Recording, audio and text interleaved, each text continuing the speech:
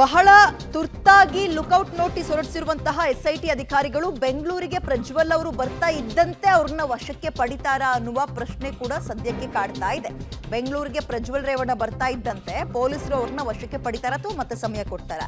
Lookout notice ನೀಡಿದ್ದ ಬೆನ್ನಲ್ಲೇ ಪ್ರಜ್ವಲ್ ಅವ್ರನ್ನ ವಶಕ್ಕೆ ಪಡೆಯುವಂತಹ ಸಾಧ್ಯತೆ ದಟ್ಟವಾಗಿದೆ. 16ನೇ ತಾರೀಕು ಬೆಂಗಳೂರಿಗೆ ಅವರು ಬರ್ತಾರೆ ಅನ್ನೋ ಮಾಹಿತಿ ಸದ್ಯಕ್ಕೆ ಟಿಕೆಟ್ ಅನ್ನ ಗಮನಿಸಿದಾಗ ಈಗಾಗಲೇ ಲುಕೌಟ್ ನೋಟಿಸ್ ಅನ್ನ ಕೂಡ ಎಸ್ಐಟಿ ಜಾರಿ ಮಾಡಿದೆ. ಈ ಬೆನ್ನಲ್ಲೇ ಇದೀಗ 16ನೇ ತಾರೀಕೆ ಬರ್ತಾರಾ ಅಥವಾ ಅದ್ರೊಳಗೆ ಬರ್ತಾರಾ ಅಥವಾ ಹೀಗೆ 16ನೇ ತಾರೀಕು ತನಕ ಟೈಮ್ ತಗೊಂಡು ಕಾನೂನಲ್ಲಿ ಏನೇನು ಅವಕಾಶಗಳಿದೆ ಅದನ್ನ ಬಳಸ್ಕೊಂಡು ಸದ್ಯ ಎಸ್ಕೇಪ್ ಆಗೋಣ ಅಂತ ಏನಾದರೂ ಅವ್ರ ಕಡೆಯಿಂದ ಪ್ಲಾನ್ ಇದೆಯಾ ಗೊತ್ತಿಲ್ಲ. ಹೆಚ್ಚಿನ ಡೀಟೇಲ್ಸ್ ನಮ್ಮ ಪ್ರತಿನಿಧಿ ಮುರಳಿ ನೀಡ್ತಾರೆ. ಮುರಳಿ, ಮೊದಲನೇದಾಗಿ ಲುಕೌಟ್ ನೋಟಿಸ್ ಹೊರಡಿಸಿದ್ದಾರೆ ಅಂದ್ರೆ ಇದು ಎಲ್ಲೆಲ್ಲಿ ತನಕ ಸೀಮಿತವಾಗಿರುತ್ತೆ? ರಾಜ್ಯಕ್ಕೆ ಮಾತ್ರನಾ, ದೇಶಕ್ಕೆ ಅಥವಾ ಹೊರದೇಶಗಳಿಗೂ, ಈ ಹೊರದೇಶದ ಏರ್ಪೋರ್ಟ್ಗಳಿಗೂ ಇದು ಅನ್ವಯವಾಗುತ್ತಾ?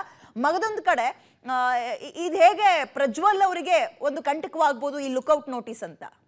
ಖಂಡಿತ ವಿದ್ಯಾ, ಯಾಕೆಂದರೆ ನಿನ್ನೆ ಅಷ್ಟೇ ರಾಜ್ಯ ಸರ್ಕಾರವು ಕೂಡ ಸಾಕಷ್ಟು ಗಂಭೀರವಾಗಿ ಇದನ್ನು ಪರಿಗಣಿಸಿತ್ತು. ಜೊತೆಗೆ ರಾಜ್ಯದ ಮುಖ್ಯಮಂತ್ರಿಗಳು ಸಿದ್ದರಾಮಯ್ಯ ಅವರು ಕೂಡ ಕೇಂದ್ರ ಸರ್ಕಾರಕ್ಕೆ ಒಂದು ಪತ್ರವನ್ನು ಕೂಡ ಬರೆದಿದ್ರು. ಪತ್ರವನ್ನು ಬರೆಯೋ ಸಂದರ್ಭದಲ್ಲಿ ಅವರ ಪಾಸ್ಪೋರ್ಟ್ ಏನಿದೆ ಅದನ್ನು ವಶಕ್ಕೆ ಪಡೆದುಕೊಳ್ಬೇಕು, ಅದನ್ನು ರದ್ದತಿ ಮಾಡಬೇಕು, ಜೊತೆಗೆ ಅವರನ್ನು ಡಿಪೋರ್ಟ್ ಮಾಡಲಿಕ್ಕೆ, ಅಂದರೆ ಬೇರೆ ದೇಶದಲ್ಲಿರುವಂಥ ಆರೋಪಿಯನ್ನು ಇಲ್ಲಿಗೆ ಡಿಪೋರ್ಟ್ ಮಾಡಲಿಕ್ಕೆ ಒಂದು ಅವಕಾಶಗಳೇನಿದೆ ಆ ಅವಕಾಶಗಳನ್ನು ಉಪಯೋಗಿಸ್ಕೊಳ್ಬೇಕು, ಜೊತೆಗೆ ಆರೋಪಿಯನ್ನು SITಗೆ ಒಪ್ಪಿಸಲಿಕ್ಕೆ ಕೇಂದ್ರ ಸರ್ಕಾರ ಕೆಲಸಗಳನ್ನು ಮಾಡಬೇಕು, ಜೊತೆಗೆ ಅವರು ತಪ್ಪಿಸ್ಕೊಳ್ಳೋದಕ್ಕೆ ಕೇಂದ್ರ ಸರ್ಕಾರವೇ ಪರೋಕ್ಷವಾಗಿ ಸಹಾಯವನ್ನ ಮಾಡ್ತಾ ಇದೆ ಅಂತ ಹೇಳಿ ಕೂಡ ಒಂದು ಆರೋಪಗಳನ್ನ ಮಾಡಿದ್ರು.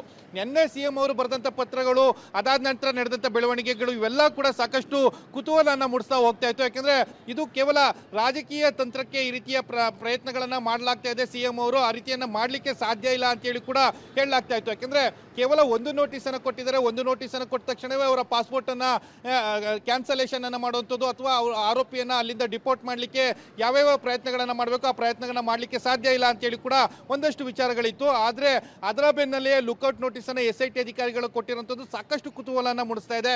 ಯಾಕೆಂದ್ರೆ ಪ್ರಜ್ವಲ್ ರೇವಣ್ಣ 7 ದಿನಗಳ ಕಾಲ ಕಾಲಾವಕಾಶವನ್ನು ಕೇಳಿದ್ರು ಕೂಡ ಇವರು ಲುಕೌಟ್ ನೋಟಿಸ್ ಅನ್ನು ಇಷ್ಟು ಬೇಗ ತರಾತುರಿಯಲ್ಲಿ ಯಾಕೆ ಕೊಡ್ತಾ ಇದ್ದಾರೆ ಅನ್ನೋದ್ರ ಬಗ್ಗೆ ಕೂಡ ಸಾಕಷ್ಟು ಪ್ರಶ್ನೆಗಳು ಮೂಡ್ತಾ ಇರುವಂಥದ್ದು. ಯಾಕೆಂದ್ರೆ ಇದು ದೊಡ್ಡ ಮಟ್ಟದ ಪ್ರಕರಣ ಆಗಿದೆ ಅನ್ನೋದ್ರ ಬಗ್ಗೆ ಸಾಕಷ್ಟು ಉಲ್ಲೇಖಗಳು ಕೂಡ ಬರ್ತಾ ಇದೆ. ಆದರೆ ಪ್ರಜ್ವಲ್ ರೇವಣ್ಣ ಮತ್ತು ರೇವಣ್ಣ ಅವರ ವಿರುದ್ಧ ಕೇವಲ ದಾಖಲಾಗಿರುವಂಥದ್ದು 354ನ ಅಡಿಯಲ್ಲಿ ಒಂದು ಪ್ರಕರಣ ಮಾತ್ರ ದಾಖಲಾಗಿರುವಂಥದ್ದು. ಅದನ್ನು ಹೊರತುಪಡಿಸಿದರೆ ಬೇರೆ ಯಾವುದೇ ರೀತಿಯ ಪ್ರಕರಣಗಳು ಕೂಡ ದಾಖಲಾಗಿಲ್ಲ. ಕೇವಲ ಸೋಷಿಯಲ್ ಮೀಡಿಯಾದಲ್ಲಿ ವೈರಲ್ ಆಗ್ತಾ ಇರುವಂಥ ವಿಡಿಯೋಗಳು, ಆ ವಿಡಿಯೋ ತುಣುಕುಗಳನ್ನು ಇಟ್ಕೊಂಡು SIT ತನಿಖೆಯನ್ನು ಮಾಡ್ತಾ ಇದೆ. ಆದರೆ ಆರೋಪಿ ಸ್ಥಾನದಲ್ಲಿದ್ದಂಥವರು ವಿಚಾರಣೆಗೆ ಸಹಕರಿಸೋದಂತಾಗಲಿ, ವಿಚಾರಣೆಗೆ ಹೇಳಿಕೆ ಕೊಡುವಂಥ ಪ್ರಯತ್ನಗಳನ್ನಾಗಲಿ ಯಾವುದನ್ನು ಕೂಡ ಮಾಡ್ತಾ ಇಲ್ಲ.